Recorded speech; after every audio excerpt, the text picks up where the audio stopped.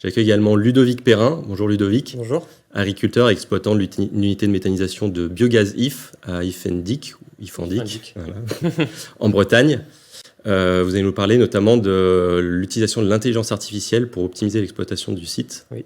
Donc Ludovic, comme pour Sophie, là on a votre méthaniseur à l'image. Est-ce que vous pouvez nous présenter dans les grandes lignes votre méthaniseur et pourquoi vous avez choisi l'injection par rapport à la cogénération? D'accord, donc comme on le voit sur l'image, donc c'est un site en injection qui aujourd'hui injecte 80 normomètres cubeurs. On a commencé il y a 3 ans, en septembre 2021, avec 65 normaux.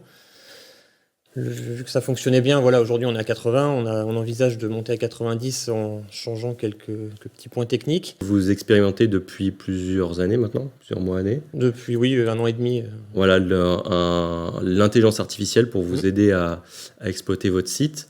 Donc vous avez été lauréat d'un appel à projet GRDF à ce sujet.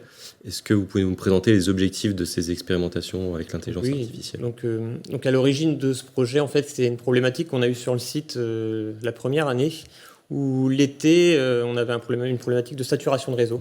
En fait, sur mon secteur, on est beaucoup de méthanisation en injection. L'été, il y a moins de consommation, principalement des industriels qui peuvent s'arrêter le week-end. Donc il n'y avait pas de consommation en face de notre production, donc on se retrouvait à produire du gaz qui était torché sur les sites, donc de la perte. Et puis voilà, on imagine pour les riverains de voir du gaz torché, c'est aussi des questions. Donc on a rencontré Nevesus, je ne sais plus à quelle occasion, mais bon, on a évoqué ce sujet avec eux. Et ils avaient une solution sur l'intelligence artificielle. Donc elle nous a surtout permis au départ de torcher un petit peu moins, d'anticiper les saturations de réseau. En fait, on a plein de capteurs de disponibles sur nos méthanisations et sur le réseau GRDF. Et en fait, l'idée, c'est de récupérer toutes ces infos et essayer de s'en servir. Donc, on récupérait les informations de pression sur le réseau de GRDF. Ça nous permettait d'anticiper les saturations et donc, nous, de diminuer notre production un petit peu avant la saturation. Donc, pour diminuer la production, on réduisait notre ration, qui nous était d'ailleurs donnée par l'intelligence artificielle, où elle nous disait, voilà, il faut réduire de temps, etc. Donc ça nous a permis de gaspiller beaucoup moins de gaz et d'essayer de diminuer la saturation. On le voit à l'image, alors vous pouvez la commenter, enfin je peux la commenter aussi, mais en trait bleu foncé, on a effectivement la pression du réseau de GRDF, qui plus elle est haute, plus effectivement on s'approche d'un épisode de saturation qui vous empêche d'injecter puisqu'il y a trop de gaz dans le réseau. C'est ça. En rouge notamment, c'est la limite à laquelle votre poste d'injection se ferme. Et en bleu clair, du coup en plein, quoi, en très plein bleu clair, c'est les prévisions de pression du réseau. Donc, et les pointillés, c'est le moment présent. Donc on voit qu'à droite des pointillés, c'est ce qui va être prévu par l'IA en termes de pression réseau sur la base des données historiques et peut-être d'autres données. D'autres données historiques, c'est principalement l'historique en fait. Elle apprend avec ce qui s'est passé les semaines précédentes. La météo. Ouais. On compte la météo, puisque quand il fait chaud, on a moins de place dans les dômes aussi. Le gaz prend plus de place. Principalement ces 2 points-là, en tout cas pour cette problématique. Ouais. D'accord, donc dès que les prévisions montrent qu'on s'approche d'épisodes de saturation, votre intelligence artificielle va vous dire attention, réduisez la ration, c'est ça. Mettez tel et tel intrant, produisez tel volume pour éviter de torcher. En fonction de la durée prévisionnelle de la saturation à venir. Exactement. Ouais. D'accord. Donc ça a été le départ avec Biogaz IA. Et ensuite, on l'a utilisé, parce que l'IA, on peut faire beaucoup de choses avec. Oui. Ensuite, nous, on l'a utilisé. Au bout de la 2e année de production, il y a eu la crise de l'énergie. On a vu que l'électricité a fortement augmenté.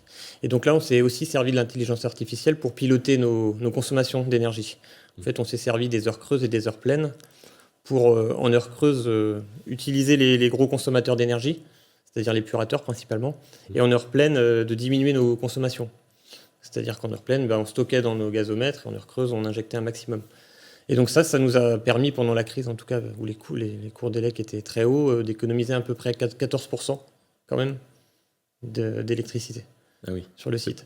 Donc nous, à l'époque, quand on a commencé, on était à 65 normaux, donc c'était un peu plus facile d'économiser puisqu'on avait de la dispo sur notre épurateur. Oui. Aujourd'hui, on est à la limite de l'épurateur, donc il tourne quasiment en permanence. Régime, ouais. Donc là, on joue pour économiser sur d'autres paramètres, sur à quel moment on incorpore, par exemple.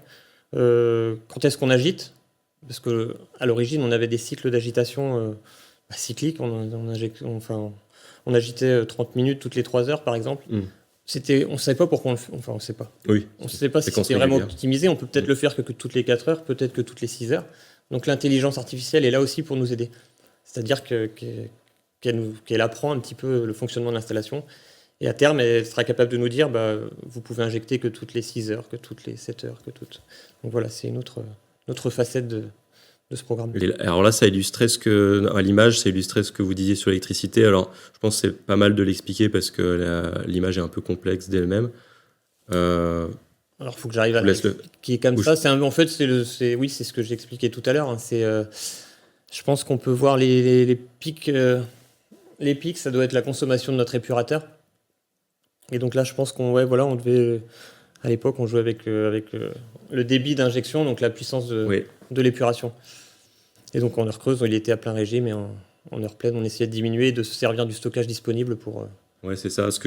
En la regardant au préalable, j'avais vu qu'effectivement, lorsque vous avez les ciels gazeux pleins, forcément, il faut allumer l'épurateur parce que vous êtes au taquet.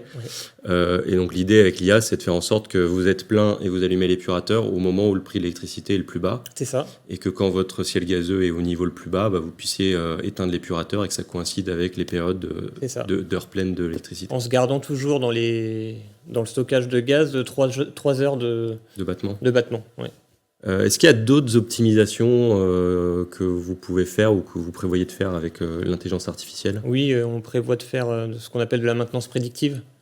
Aujourd'hui, l'intelligence artificielle surveille toutes nos consommations électriques et en particulier les dérives de consommation. Donc, c'est-à-dire un agitateur, par exemple, qui dérive, soit qui consomme plus ou moins qu'avant. L'IA nous alerte qu'il y a quelque chose qui se passe, donc nous, ça nous permet d'aller visuellement voir ce qui peut se passer sur un agitateur. Ça peut être l'hélice qui est partie. On ne voit pas à l'intérieur, donc on peut le voir que sur la consommation du moteur. Un problématique sur les roulements, par exemple. Donc ça nous permet d'anticiper les problématiques et donc de planifier nos maintenances aussi bien en avance. C'est hyper encourageant, merci du témoignage. On a une petite question qui peut vous concerner, qu'on peut prendre tout de suite. Justement sur la partie torchage évité grâce à l'auscultation de la pression du réseau et à l'anticipation. Est-ce que vous avez estimé la quantité de gaz que vous n'avez pas torché ou que vous avez pu sauver grâce à ce système ? Non, on l'a fait, mais j'ai plus le chiffre en tête. En heure de torchage peut-être. Oui, en heure de torchage, on gagnait. Généralement, on torchait 48 heures à peu près, tous les week-ends en fait, l'été. Et on arrivait à torcher moins de 24 heures.